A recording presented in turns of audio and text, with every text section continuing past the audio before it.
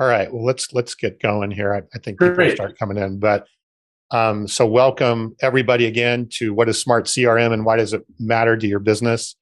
We're going to make this webinar kind of not webinarish in a sense that we're going to try and make this conversational as we go along. So if you have questions, there should be a little Q&A box or questions box down at the bottom of the Zoom webinar piece there.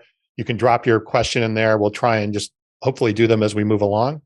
And then there should also be a raise hand too, I think, as well. So if you have a question or you want to make sure that your question is there, make sure we see that.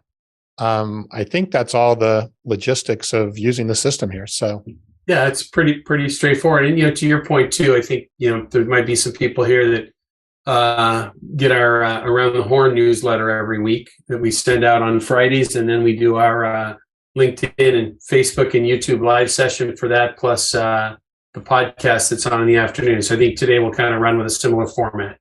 Yep. All right. My screen coming through? It is. Yeah, I see it well. Okay. All right. Hold on one second still. And all right, let's do it. So I'm Tom. I'm over here on the right.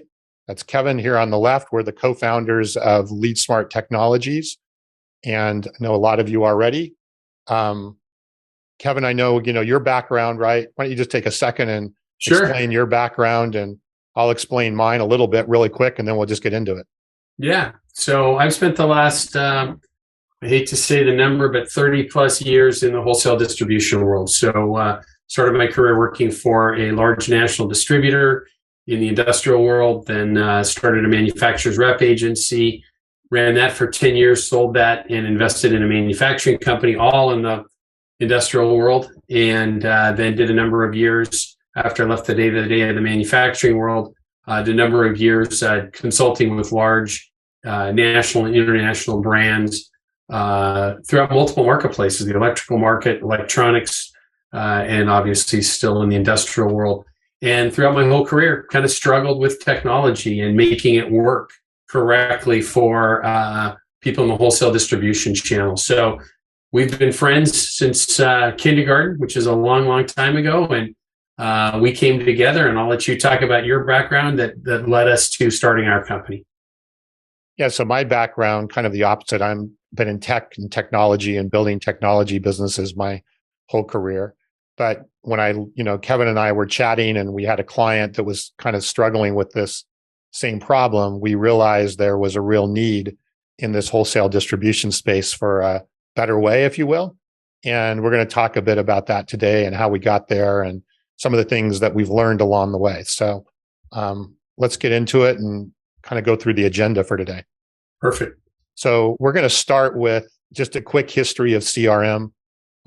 We may remember all this, but others may not, and kind of, where it's been and where it's come. But, when we first, and Kevin, this was funny, right? When we first started LeadSmart, we both kind of looked at each other and go, CRM? Why would we do this? Why would we do this? Is CRM as valuable as it can be as a 4-letter word to a lot of companies and a lot of people. And so we was like, okay, if we're going to do this, we got to understand why CRM can be a 4-letter word and kind of what we need to do to address it. And so that's where we came up with, how do we make a smarter CRM that's not a 4-letter word? So we'll talk about those things. And then we'll talk about, now more than ever, why does it matter to your business? I think, Kevin, when we started this 3 or 4 years ago, we could see why it mattered to the business. But I think the accelerators or the things that mattered then have accelerated even now. And we'll go through that. And then what should you do? And then we'll end off with any questions that you have or that you want to talk about, or again, ask questions along the way. I think this is going to be helpful to a lot of people, Tom. And these seem like maybe simplistic topics as we look at them quickly, but we're going to kind of dive deep into why these challenges have kind of happened for folks, what the opportunities are out there. Obviously, we're going to, show some images and how we do things, but the core of why we're here today is really help people understand, what could be, right? Yes. Versus the state most people are in today. Yep. And so that's our goal for the takeaway, is people really leaving with what does a perfect world look like if I was using technology within my organization. Yep. All right. So let's kind of go through this history. So, Yeah. CRM, and Kevin, I think you were one of the early users of both of these products back in the 90s of, ACT, which and Goldmine, which were really more contact management systems. A place, a database for you to put information about your contacts and the accounts. And I don't know, were you tracking even activity back then, or was it more just we were, management? But it's interesting you talk about that, right? Because and here we are, dating ourselves again. There's probably people here that weren't born in the, in the early 90s. But I even think back, right? If you really were to look at this, right? If we think about our fathers, they had that in, a Rolodex, so to speak. And I never had one of those in my career. I really started my career in wholesale distribution in 1989. But what I did have, and I had it up until still, even when we were using some CRM products in our manufacturer's rep agency, you had the books that had the plastic layers inside that you put all the business cards in. Oh, yeah. Yeah, I remember those. Yeah. I had them alphabetized, and those were in my briefcase. And when I pull over to the side of the road with a bag full of quarters, I would have to go pull that open at the payphone to go check in with accounts. And, in our manufacturer's rep agency, we went fairly quickly because I wanted to differentiate the agency. As we got started, we used ACT for a little bit, and that was kind of a struggle.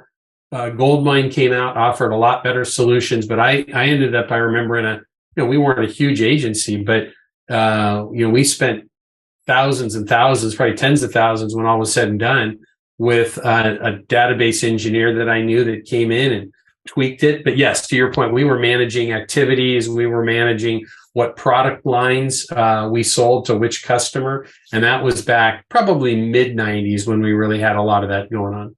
Okay. So jumps to 2000s, you obviously have the big player Salesforce that came along in early 2000s as kind of the first real cloud-based CRM. And then of course you have, probably most of you have heard of Zoho or Sugar CRM or Microsoft Dynamics. A lot of those were kind of, trying to replicate a little bit what Salesforce was doing for different businesses and so forth. Right. And then in our industry, we have some players that would consider themselves more industry specific. There's people that do like a subset of CRM. They're not really full CRM, but they're focused on maybe a subset of different things. And of course, we got into the mix here in the last few years as well. So there's kind of, and this is just a small subset. There's probably, quite a few more logos that we could put on this slide. Sure. But the point is there's just been a lot of different companies entering the space. But as we're going to talk about, the 4-letter word problem seems to exist across all of these different products. So it wasn't like a product that was creating the situation. It was more kind of a broader issue with CRM that we're going to get into here. Yep. So why is sometimes CRM considered a 4-letter word? And, why did we go, oh my God, is this something we really want to do here? So, let's kind of go through these one at a time, Kevin. First of all, if you look at those products that we had back there, a lot of them are designed for every industry and every situation on the planet. So it's like a one-size-fits-all sort of solution, which seems like it could be powerful, but at the same time is very complicated. And kind of right off the gate, people have a difficult time getting going. Yeah, it makes me think about that, right? Is you've got, and we talk about this regularly with our customers, right? When you look at some of those logos that were there, Salesforce, Sugar, Zoho, Microsoft Dynamics, that's just a start of that, hundreds of so-called CRMs that are on the marketplace. But those organizations are going to sell the exact same solution to a wholesale distributor, a manufacturer, a bakery, or a law firm, right? They get the exact same product. We're going to talk about that a little bit more as we move forward today, but that one-size-fits-all piece really becomes problematic. The other side of that is all CRMs are not the same, right? We've got, as you mentioned there, on the below that line on the previous slide, we had a handful of companies that might say they have CRM, but that it's not a robust solution, right? It's an add-on, right? Or we see regularly ERP systems that say they have a CRM component, but it's just this bolt-on piece. It's not true focused CRM, right? Yep. Well, and then the one size fits all, the problem with that, right, is it leads to this becomes overly complicated and a lot of bloated functionality because you keep adding, as a software developer or software company, you keep adding more and more functionality to cover all of the different people that you're in markets that you're trying to deal with. And it becomes more and more complicated all the time. As it becomes more complicated, again, we'll talk more about this, it becomes harder to implement and harder to use. One of the things that we saw early on in this market was, if you think about wholesale distribution, right? And a wholesale distributor in particular, 90% of their business comes from existing customers.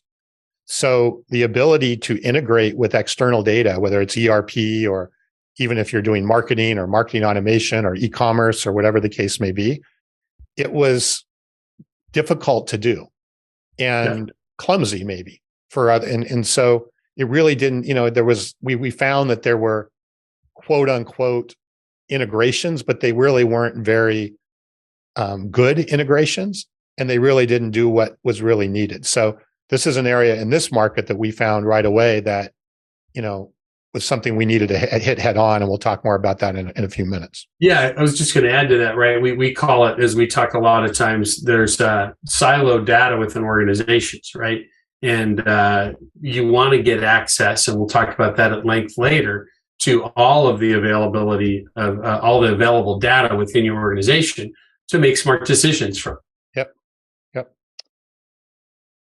So, again, kind of tied to that, right? A lot of traditional CRMs require a lot of manual data entry, which, let's face it, sales reps and users, that's not a big part of their day that they want to do, is to spend a lot of time doing a lot of manual data entry. Yep. And that hurts adoption. It, causes finger pointing. I don't want to use this. It's taking too much time. But a lot of the products and things that we saw require a lot of manual data entry for them to, work at all. Salespeople don't like to be stuck in a hotel room, after a quick dinner, typing for 2 hours about who they saw and what they did that day. Yep, exactly.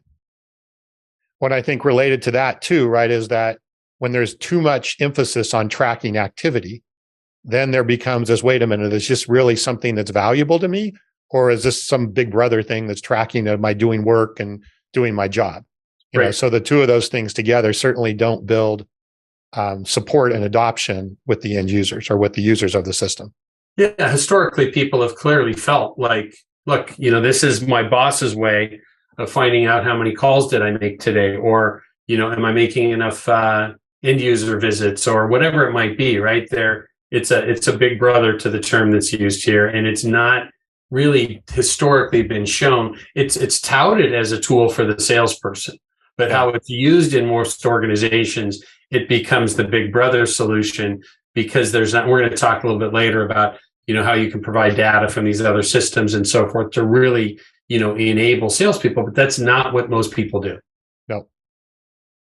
So this is a big one, right? And this goes back to the one size fits all, is a lot of times when you purchase these products, you get a blank slate. You get, and I'll show you what I mean by a blank slate here in just a minute, that requires extensive configuration and customization. So what that means is you have to figure out what you want to do first, then usually hire consultants or hire people to come in, spend a lot of time configuring it, customizing it.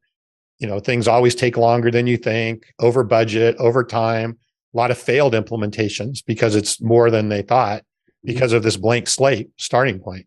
And what we mean by blank slate here is, this is Zoho, for example. If you buy Zoho and you put in your credit card, or you buy it, however you buy it, and you log in, this is what you see when you start, right? It's like, there's a lot of functionality in here, no doubt, but what do you do with this? If you buy Sales Cloud from Salesforce, you log in, this is what you're going to see. You're going to see a bunch of things on here and probably not know what to do with it.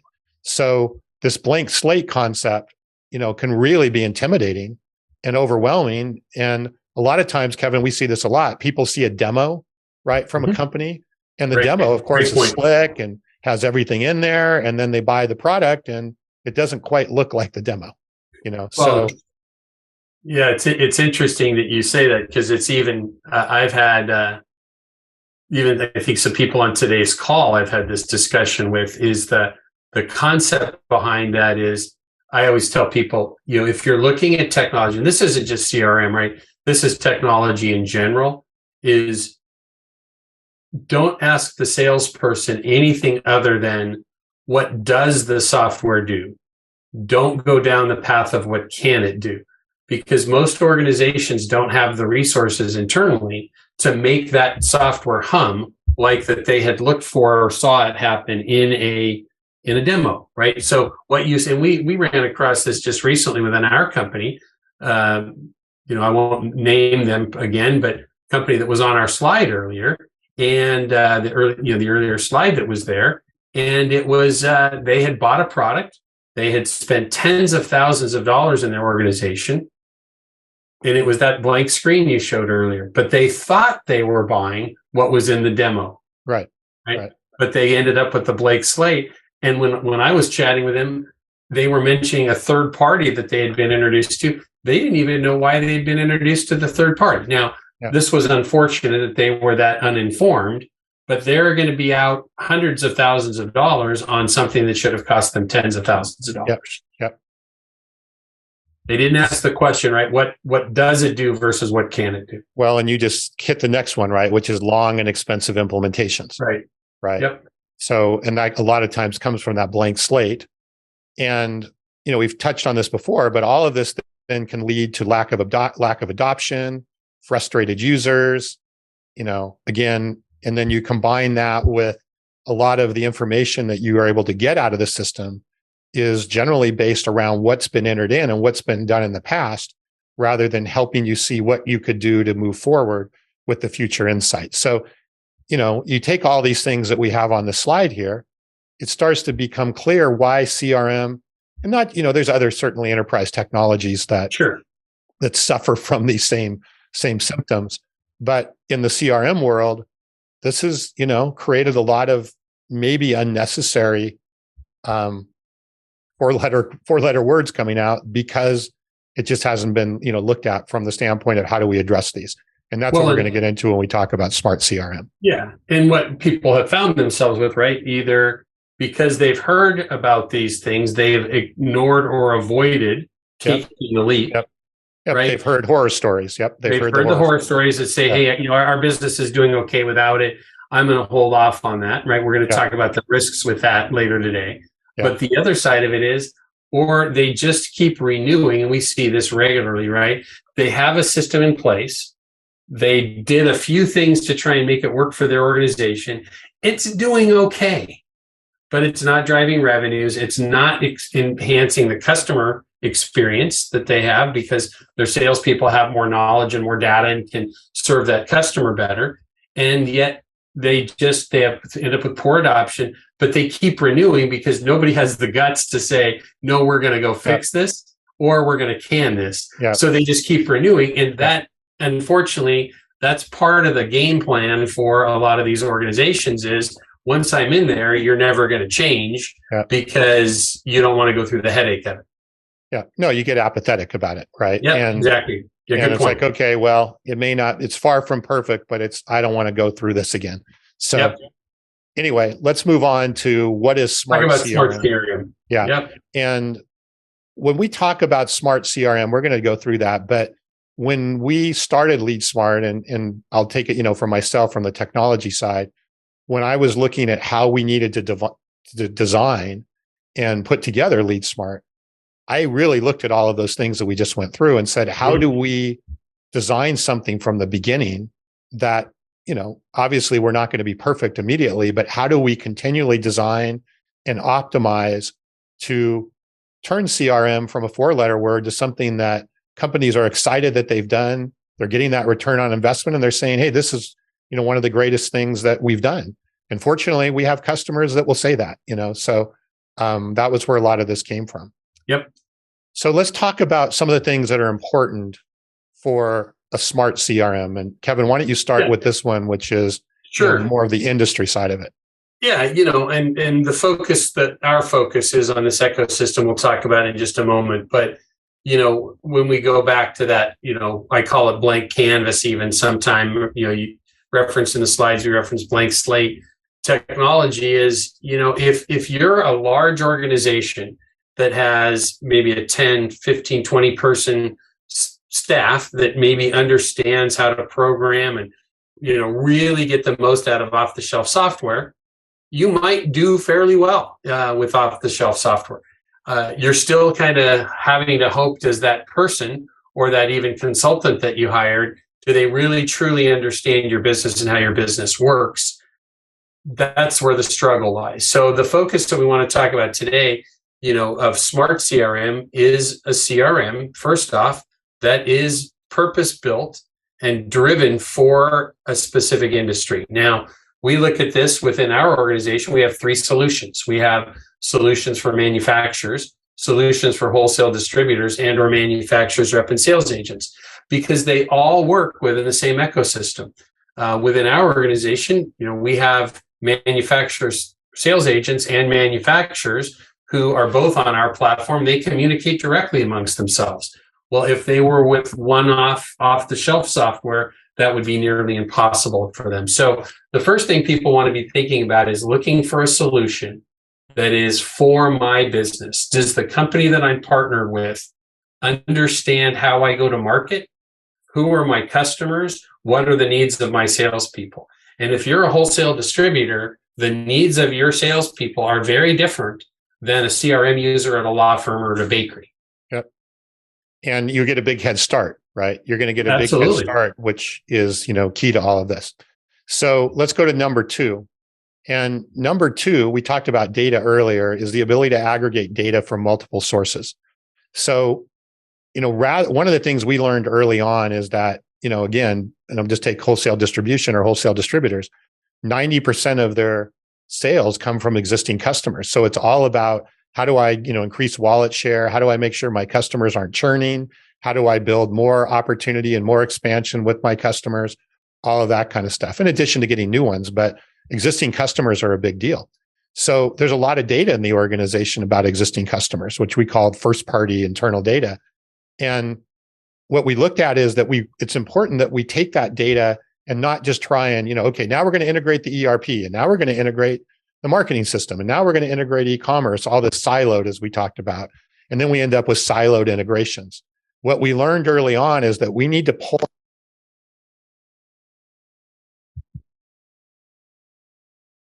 Tom, you went away there. Can't hear you.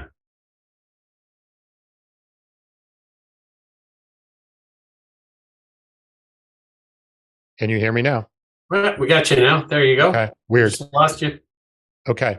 So I don't know where I got dropped off, but what we learned was... It was very insightful. It was some of the best wisdom I've heard in a long time. It's usually what happened. I thought you muted me or something. So anyway, taking all of this together and putting it into a centralized place that then we can use to drive, if we're going to use AI, if we're going to do rules and engines and automation, if we're going to be doing things with external transactions, now we have everything centralized, and we can use that data together and kind of unsilo it or de-silo it so it becomes centralized. So that's a really big deal. And, if you're looking at something already, or, companies talk about integrations with existing software or existing platforms, is make sure that you're sending it into a platform and you're not just doing one-off siloed integrations, because what we found is that can actually, in some ways, create more problems than it solves. Tom, before we jump on from here, let's talk a little bit further about, we've referenced twice today siloed data. In a manufacturing company or a distributor or a dealer arena, where would we typically see that data? Well, obviously ERP. E-commerce can be. Sometimes companies have e-commerce tied into their ERP, so it's not there. If you're doing marketing or marketing automation or marketing related things, that's usually in its own world as well. So there's things that get spread out, right? If you're doing, one of our partners is Modular, who does text messaging and SMS management, then it's, they have all that data in a separate place. Mobile marketing data as well from that. Right. Yeah. So there's a lot of different places that data can live in the organization.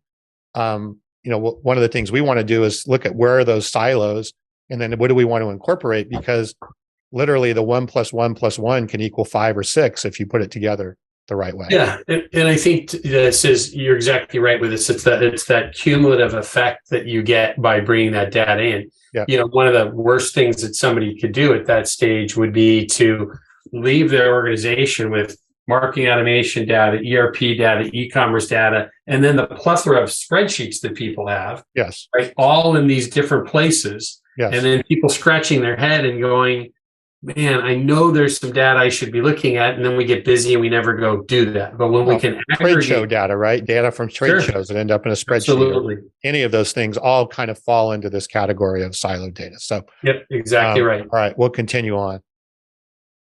So related to this area then is if I've got a platform and I can kind of aggregate my data into the platform, one of the things that we really spent a lot of time on early on to kind of remove the blank slate syndrome that we talked about earlier is looking at what are some, what we call apps that make sense for this market that can be Legoed in, dropped in, much like you put apps on your phone for specific purposes.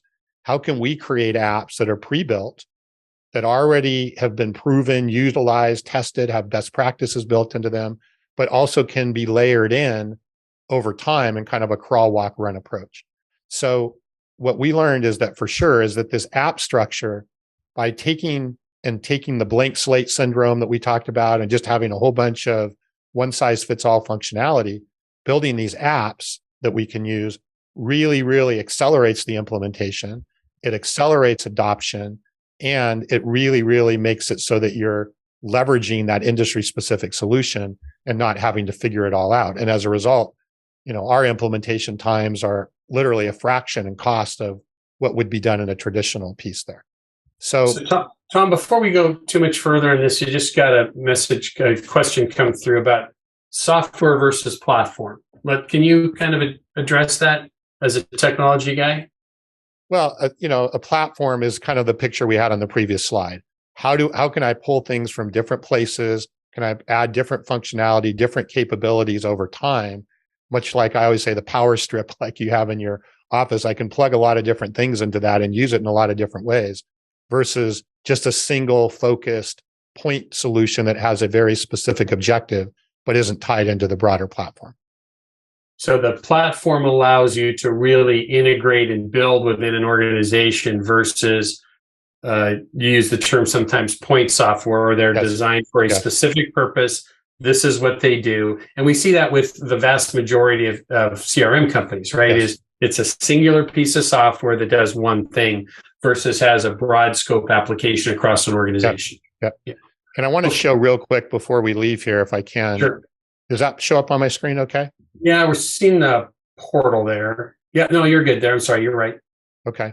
So you'll see here, for example, all of these apps that we talk about, we just have those preloaded. So we can go through, we can choose the apps we want to use. Right now, I have them all up here on the menu, but I can pick and choose which ones we want to roll out, how we want to use it, how we want to put those together. So all of that becomes the ability to, again, quickly Lego in, building block in these apps. And this goes a long, long way to a lot of the 4-letter problems that we just addressed. Yeah. So Tom, before you jump on from there, I want to just add to this, right? Now, most technology, specifically CRMs that people are looking at, which is back to that 4-letter word scenario, right? Is people are used to, I see contacts, I see accounts, I see maybe leads and opportunities, but it's the same thing regardless of the platform that I use. Now, what a Smart CRM does, right, is it has these tools. In this case, how we've done it within our organization, it has these apps because field salespeople, customer service people, they're not necessarily focused on trying to remember where is a specific report about my partner relationships? Where is the report on marketing info related to a customer that I'm on the phone with? Do I need to go look at a spreadsheet? Do I need to go into my marketing automation solution? Has this customer bought anything from our e-commerce platform, right? When we work from an app-based structure, right, we don't have to think through where is all this data, because that data has now been aggregated for me. I wake up in the morning and I'm a senior sales manager and I want to know what's going on in my company with with leads, I click on Smart Lead Manager, and now I see a whole environment of dashboards and reports about the health of the leads within the organization that we have. Yep. And it takes away that I've got to run and go figure out where is this disparate data at. It's all in one place for me. Yep. No, again, it organizes things a lot tighter, makes things easier to find, locate, all of that. All of that is, again, things we're trying to do to streamline the adoption and streamline the implementation. Yep, exactly right. All right. So moving ahead, and we could talk a lot about any of these, is, obviously, right, people don't want to do manual data entry like we talked about before.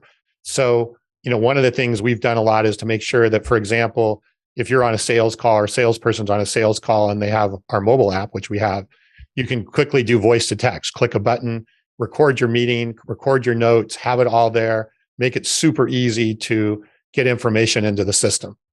We've also done things with, where you can auto log Zoom and other online meetings. If you're using a soft phone or a Zoom phone or something like that, you can log calls and transcripts. A lot that can be done with email and calendar syncing. So as emails are sent or calendars are synced or whatever, all of that can happen automatically. And then even automated scheduling. So, we have customers that are automating their follow-up scheduling and automatically putting them on calendars for periods of time based around previous actions and automatic reminders and all of those types of things. Things that honestly make the job easier and more, less manual effort, less administrative work. All of these types of things are areas that we're constantly looking at. How do we do? Because why? That improves adoption and gets, sales and then the users of the system excited about using the system versus complaining about using the system. So back to our topic for the day, right? Smart CRM. It's not any one of these things that we've been talking about that we do, maybe others might be working on doing. It's when you put these things together, right? Yes. That's when we have information that is moving to a salesperson that becomes informative. There's some industrial channel experts out there that are researchers and speakers and keynote folks and so forth. A few different ones have said, numbers as high as 80% that they think information should be flowing from the organization. If we think about this with Smart CRM and we bring this disparate data together from other parts of the organization, we've got these automation tools, things like this hands-free we're talking about. What we're really doing is we're bringing a salesperson and or anybody that's customer facing, customer support, client success, whoever that might be, right? We're bringing them information about a customer that will help us serve that customer better. And everybody wins because we did it in a smart way where we've done a broad scope of things versus just having a mobile app, right? Yep. And that kind of ties into our next one here, which is, the what's in adoption. It for me. Yep. Right. And adoption and usage. And so, obviously, right, some of the, we've seen some implementations that are frankly unbelievable in their level of complication. Mm-hmm. It's like literally looking at a jet plane, and trying to figure out in the cockpit what you're supposed to do. And let's face it, right? No matter who you are, you don't want a cockpit that you're going to have to figure out or know what to use. So right away, before you jump on from that, I'm sorry to interrupt you there, but the challenge that we see related to adoption with this is, as you talked about, buttons and menus and all these different things, right? Is what happens is, and I think there's probably a lot of people that either are with us today or will see this recording that will relate to this, is what happens is sales teams learn how to game the system, right? I'm going to get just enough information into this so nobody bugs me, as opposed to it being a tool to help our customer more, who's then going to buy more. Well, and make more money, make more revenue for everybody, right? Yeah. So we've done a lot of things to, the obvious thing is how do we make this more easy to learn and easy to use? But that's just really the start of it. So one of the things that we found is that, we touched on this, rather than making me record a lot of information, how do we take all this information and make it more valuable to me and proactively spotlight issues and opportunities, as an example? Mm-hmm. So I'm going to show another example of this. Oops. Now you get to watch all of my things here. So one of the things, for example, we've done is this thing called a Genius feed. Now, what this is that if you're a salesperson and you log into LeadSmart in the morning, you're going to get a list of things automatically generated for you that you might be wanting to be thinking about based around some smarts and capabilities in the system. So quickly I can look and see like almost here's some things I need to be thinking about, right? This may be a churn risk. This has got some engagement. So these guys are engaging with some marketing actions. These guys aren't paying their bills. These are off plans for certain product categories. All of these types of things you see here, for example, composite ones have several composite ones that at account has a number of different things here that maybe I need to jump on and follow up on. So we want to make it really easy, almost color by numbers, if you will, on what you should do when somebody walks into the, to go to work during the day. It isn't just trying to figure stuff out. Let's use the data to proactively provide those insights. Well, we discussed it when we talk with our customers, right? Is anybody that's customer facing, right, should know what they're doing each day, why they're doing it, and what they want to accomplish, right? Before you jump on though from this screen, Tom, that last one you talked about here is operations issues, right? Yep. We have a number of customers that are working on this right now that what they're trying to do is share data from operations about missed shipments or wrong products being shipped or delays or things like that are going on an operational side of the business, pushing that data down so that anybody that's customer facing, whether it's a salesperson or client success or customer service or inside sales, has insight into what that customer is experiencing by working with them. Yep. So if it gets fixed, I can quickly go here, say resolved, and boom, it's now resolved and so forth. That's great. Yep. So other things I can do here just quickly is, for example, I want to come in and see where do I have opportunity for expansion with my customers. So, here's an example of some dashboards that look really quickly. Again, this would be based around territory by territory or whatever, is who's underachieving and what product categories are they underachieving? Who's overachieving on different product categories? What accounts are doing well? Which ones are not? All of that kind of stuff, right? This is immediate actionable data that can help me as a salesperson and in a sales organization actually grow my territory, grow my business, make more money, and serve the customer, as you talked about. So we're constantly looking at things that are going to make it proactively spotlight issues and opportunities rather than just things that are, hey, I got to enter data because I had a phone call. Yeah, right. It's things that are, we all know how to stay busy. Yes. Do we know how to be effective and accomplish things that are going to serve our customers and our organization well? Yep. So I'm going to move a bit faster because we're going to run out of time otherwise. That's fine. So customer intelligence, this is kind of related to that. How do I get forward-looking insights that can positively influence the customer behavior and what the customer does? So that's an example of what we were just looking at there. And then we also try and use visualization wherever we can. And I will just show you that real quickly.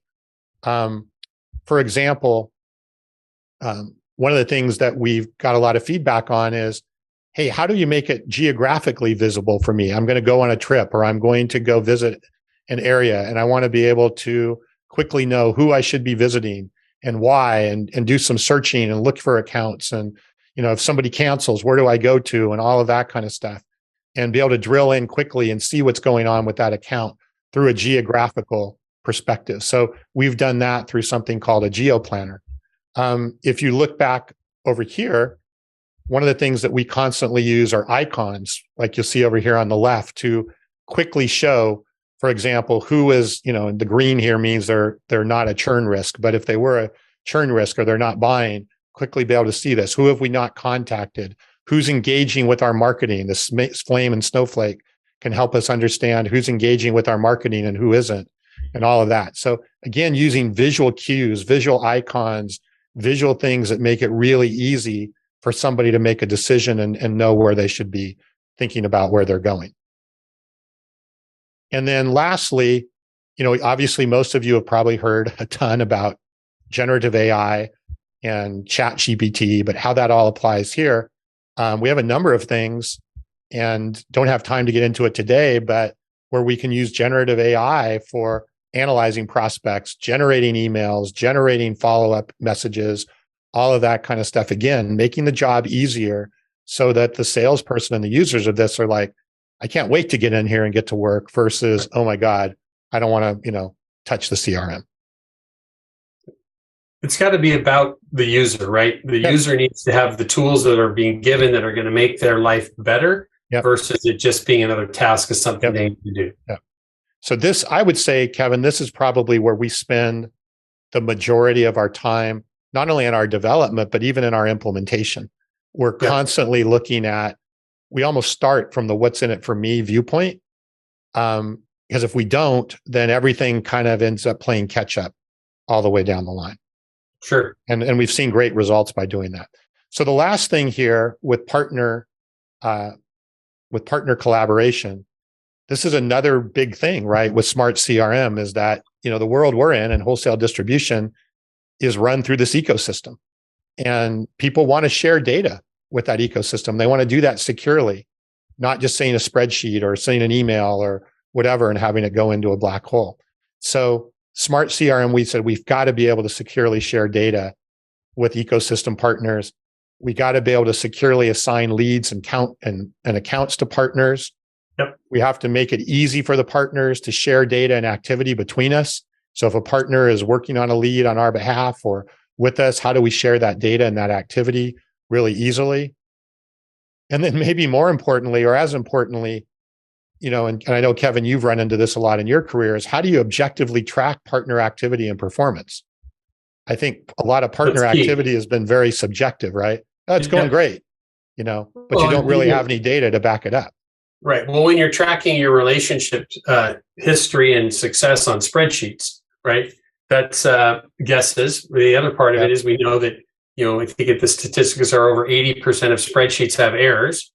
And then whose spreadsheet am I using? And so when we think about it, right, at the end of the day, we talked, there's been some people who have joined later in our session today, but, early on, one of the things that we talked about, right, is this ecosystem within wholesale distribution / manufacturing is manufacturers, independent sales agents or manufacturers reps, and distributor and dealer networks. Well, at the end of the day, all three of those, their final customer is who drives everybody's revenue. Mm-hmm. Because until you understand and can communicate and partner on servicing that end customer, you're never going to maximize your success, right? And so that's what partner collaboration really means here is what is going on with sales leads? What is going on with contracts or quotes? What is going on at that end user, that person that's going to consume a product that was manufactured, that went through a distribution chain, right? We need to be able to collaborate on making sure, one, we get that customer, and two, we maintain that end customer. Yep. So these are some key things we need to be able to do. Yeah. And other things are, how do I reward or incentivize the partner for collaboration? We've had a lot of conversations on that with people, and provide self-service, up-to-date access for resources and support. So let's look at that. Let's see what that last one, let's see what that means. Yeah. So that means, like a partner portal, which we've built into our system, is the ability for a partner to have a portal that they can go into and get information.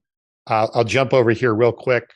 It's kind of a central hub, right? Yeah, kind of a central hub here where I can go in, I can see what accounts have been assigned to me. So I can quickly go here and see what accounts that, I've been assigned as a partner, the deals, the quotes maybe that I'm working on, but maybe even as importantly, the resources that I have available that the company's sharing, whether it's reports or pricing or possibly even like a news feed of what's going on with the company that I'm partnered with and all of that. All of this becomes that centralized hub, as you just said, for me as a partner. And now I have some analytics too that I can look at. We talked about objectively, right? Now I have some analytics that are relevant to me as the partner that is being provided by the companies that I'm working with and I'm partnering with. So this partner portal becomes a real tool for that. And then we have, using that partner portal data, we can now look at this within our own LeadSmart system and see which partners are objectively producing, right? Who's producing revenue? Who's following up on the leads that we're providing them? Who's closing revenue, whether it's a rep group or a distributor, all of those types of things. We want to have that objective view. This gives us the opportunity to actually do that and put it into place. And we even have distributors and dealers using the portal because they want to track and manage and communicate back to people within their chain. It could be downstream or upstream from them. It could be sub rep, somebody that works as a sub dealer, whoever it might be, and then they want to share uphill back to the manufacturer. So it's good stuff. All right. So just to recap, what is Smart CRM? We said it's industry specific and purpose built. The ability to aggregate data from multiple external sources, especially in the industry that we're talking about here. Modular, app-based, pre-configured functionality. Hands-free automation. Of course, the what's in it for me, all the adoption and usage things that we went through. And then partner collaboration. Now, when you look at these, and I think your point earlier, Kevin, was right on. When you look at these holistically together, that's what Smart CRM is. It's not, well, I have partner collaboration, so therefore it's Smart CRM. If you look at all of these things together, and this is what we've done and continue to do, this is what I spend a lot of time with my engineering team on, constantly looking at these. This is what eliminates the four-letter word and makes the system valuable. And we have customers that literally have said they believe their revenues have increased 20 to 30% in a year by doing some of these things and taking advantage of Smart CRM. That's what the whole purpose of this is and why we were excited to get involved with this in the beginning. So, well, I think before you jump ahead here, Tom, just one quick comment on number 3, right? We didn't really talk about this, but I had mentioned a number of times earlier the concept of, asking a software vendor, whatever software it is, what does the software do versus what it can do? We've talked, just because we make a solution like this, right? Of course, we're talking about and using as an example our platform, right? But that's what we do, right? Our customers have found that they're 70% or more ready to go out of the box, right? So what does that mean? It means that instead of that blank screen, like we saw at the beginning of our presentation from most technology companies, we're customizing and adjusting and configuring the solution to the customer's needs versus building something, right? So we've got that pre-configured functionality for manufacturers, wholesale agents or manufacturers reps, and wholesale distributors. It's ready to go almost for them right away. And that's what that third piece means here.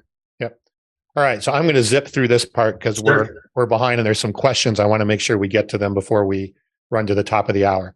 So one of the things that comes up a lot is, okay, well, what does it matter to your business? Why does this matter to your business that we just went through? Well, the second question that comes to that is, what has changed in the sales world? And why does this, matter? And the fact is just about everything. And we've seen this more and more over the last few years. I'm just going to zip through these. I think, Kevin, we could do a full webinar just on this stuff alone. But, obviously younger buyers, there's a lot more younger buyers and they want to be in control of their own buyer journey. Well, I was just going to say, that's 1 and 2 here kind of go together, right? Omni-channel hybrid buying experience and younger buyers, right? Everybody has one of these, right? And what we know now is that, well over 50%, approaching 60% of B2B buyers, right? And that is, if you're a manufacturer, that's at your distributor, and at the end user, if you're a distributor or dealer, at the end user, right? That the buyer is younger and they want a different experience than we're used to historically providing. Yep. And on top of that, right now, the people you're hiring in your organization are younger, and it's a new generation of sales and marketing and employees and staff. And we see this over and over, right? There's still some of the older guard in there, but there's a lot of new people that are coming in that have lived with technology and expect technology. That's right. Which, I think, which is the next one here, is that your customers, prospects, and employees are expecting you to employ modern technology. And we've heard over and over that, especially again, the younger buyer and so forth, they almost feel like if you're not employing modern technology, it's like you don't care, right? You don't care. You're not taking this seriously. And we've seen employees too that don't take jobs because they don't have modern technology. So this is going to be more and more of the case. You might not be experiencing this today. Somebody might be watching this with us, joining us today, or watching a recording later. I don't see that. The answer is yet. Because you will be seeing this, right? Yes. It is happening around you. You might just not have seen it yet. And we were talking about this last week on our podcast weekly with one of our guests, and he said it's almost more scary if you're not seeing this because it is happening, right? It is happening. Yep. And more the need for sales personnel to be an advisor versus a salesperson, right? It's like they don't need a salesperson to do customer research and look up your products and find out information about your products, but they do need help in a lot of cases on how to best utilize them and where to take advantage of things. And again, we want the Smart CRM to help that salesperson become more of an advisor than an actual salesperson. And then lastly, partners expect tighter and more collaborative partner relationships. Again, we see this over and over, is that partners are looking for, whether it's a rep group working with a manufacturer or distributor or whatever the case may be, they're expecting tighter and more collaborative relationships that leverage technology. And these are trends that are not changing. They're going, like you said, you may not be experiencing all of these right now, or maybe you are, but it's not obvious. But it's continuing to be more and more of a trend. So obviously pardon? What next? What do we do? What next? So what should you do now? And I'm just going to, again, zip through these. We'll zip through these quickly so we can get to these questions, because there's some good questions here and I just don't want to miss out on them. First of all, evaluate the risk reward of a smart CRM solution and look at what happens if you don't do it. Really kick that around. And as we said earlier, right, Kevin, there's a lot of companies that are just almost apathetic because of the horror stories and the other things that are there. Sure. But I think it's a discussion that we're seeing happening more and more in companies. But if it's not happening, you definitely want it to happen. To look at it. Yeah. And the answer right here is what happens if my competitor does it, right? Mm-hmm. If I'm a distributor or a wholesaler or dealer, right, and the guy down the street that I'm fighting for the same customer has deep insights into that customer's needs, who wins? Yeah. Right.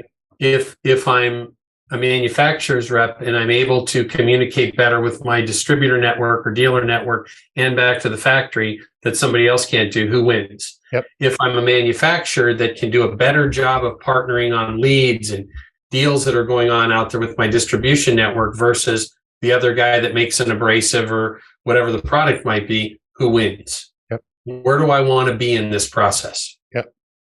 And I think it's worth a discussion, right? Whether you do anything or not, it's worth a discussion just to be looking at it. And then secondly is, we call it get your data act together. So identify your silos of data, where they're coming from. Again, trade shows or spreadsheets or ERP or whatever it is. Even if you're not doing anything with it right now, start getting it together, because and we're happy to talk to you about this. There's things you can do right away, even just to get that data centralized and together, even if you're not using it right away. Because if you're not, you're throwing away or potentially wasting a very valuable asset that you're going to want to take advantage of. And then, determine, do you need or want collaboration, right? Look at your partners, or what partners do you want to be able to collaborate better with? Again, this kind of comes back to that first question of the discussion of risk reward. But Absolutely. How does this, tie into all of this? Yep. And then evaluate your current level of CRM or smart CRM or thereas. And are you using no CRM? Are you just using spreadsheets or things like that? A lot of companies are. Do you have a CRM, but do you feel like it's outdated or more of some of the stuff we talked about earlier? Or maybe you're only using partial functionality of the CRM that you have, or your adoption level is poor, right? Evaluate that and then look at, where you are now and where you want to go. And then from there, we can work out a crawl, walk, run plan for actually doing this. And rather than going, we're going to hand grenade everything and start over, or we're going to take on a major project that's going to take 5 years. And again, that's where people get apathetic and go, I don't have time for this, right? I don't have the time or the attention or the resources for it because everything looks huge and overwhelming. And again, we're happy to talk to you about this and kind of help you with a plan on this, but it really doesn't have to be a hand grenade of what you're already doing. It can be that crawl, walk, run approach. Yep. Tom, we're running real short on time. So let's get moving to some questions. Feel free, folks, if you haven't asked a question already, if you have one, to pop it into the Q&A that's at the bottom of your screen. But we have some here we should address. And we'll do these in 3 minutes so we can get done at the top of the hour. So first one I have here, Kevin, is can I do some of these things that you talked about with Smart CRM if I already have a CRM in place? So if I've already implemented a CRM, but maybe it's partially implemented or whatever, can I do some of these things?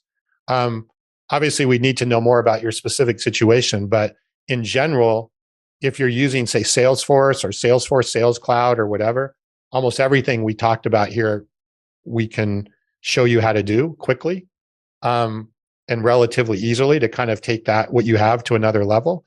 If you're using some other CRM or whatever, we probably would need to know more about what that is and what the options are and what could be done.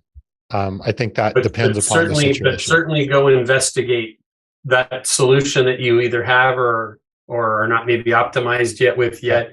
Dig in deep with what can it do, and try and implement as many of these things as we've talked about today. Yeah. Next question is, expand more on crawl, walk, run.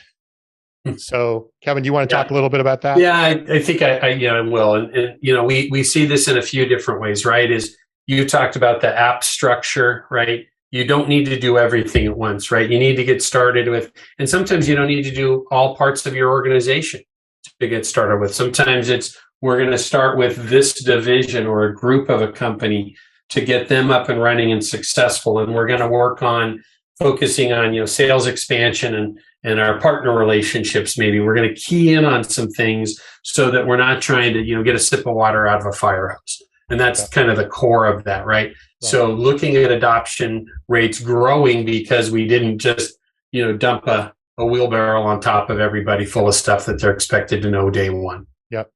And this may be the last question we're going to be able to get to now, but Mary Ann asks, well, how can we start showing, how can we prove the ROI from this, right?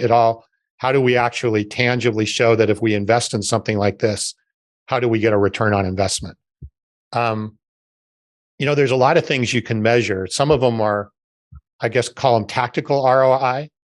For example, one of the things we do, Kevin, is we do a lot with managing quotes, and quote management is a problem in a lot of companies because they don't know what quotes actually close, which ones are being worked against, all of that kind of stuff. There's some real sort of tactical things you can do around ROI. But the bigger picture is, like we talked about earlier, is, we have companies that literally believe 20 to 30% growth has occurred by doing some of the things that we talked about before. So we need to look into a snapshot of, okay, where you are, where you're trying to go, and how are we enabling that to occur? That's really where the big time ROI comes into play. Yep. That's it. And again, what we've talked about all day, right, is when we have more information on the customer, we understand what that customer is doing today and what they could be doing, we're able to serve them better. When we're serving the customer better, they're buying more. Salesperson can't wait to use the technology because it's helping them grow. They're putting more dollars in their pockets. And back to that big brother thing that we talked about earlier today was management will end up getting more data than they've ever even imagined they could get from their team because they're using this holistic approach, and ultimately everybody wins when you do it this way. So we're top of the hour. Yeah, we're going to end off, but I want to appreciate everybody who showed up and the questions, and we'll get the replay out, of course, to have this available. And please reach out to us if you have questions or anything you want to talk about. Okay. All right. Thanks, everybody.